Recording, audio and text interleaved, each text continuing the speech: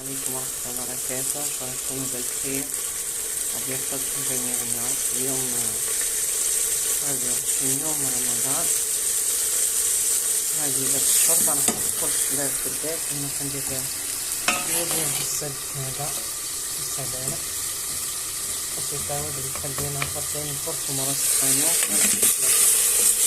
هذه شوربة فريك، حطيت زبدة دجاج قطعوا أنا قطع رقيقة، زبدة وشراف بصل ملح فلفل حل. حطيت كركم فريك ليه شوربة فريك، طماطم نحط فريك، بس حطيت عملوا شي تفات تاع شوربة صنع ما كبيتش، وهنا كيف نقلاها مع البصل.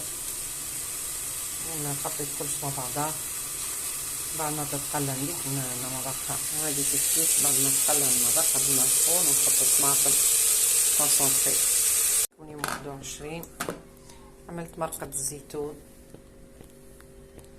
اللحم مفروم هذاك كنت فرزته معاكم. حطيت فيه كعبة بطاطا باش يجيني زاكي. حمرت صحلبة كما شفتوا ها في التقلية، تقلي مليح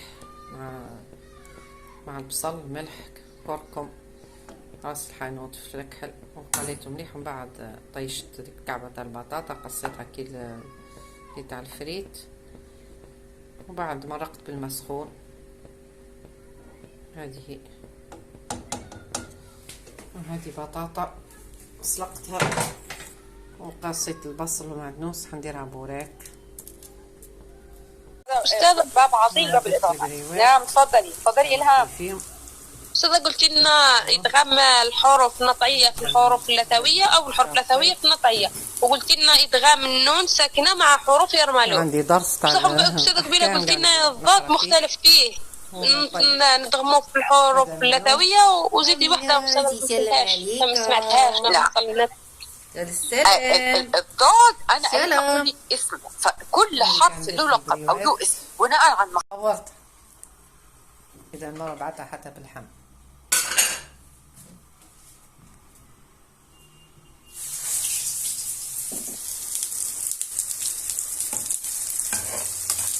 لازم تعملها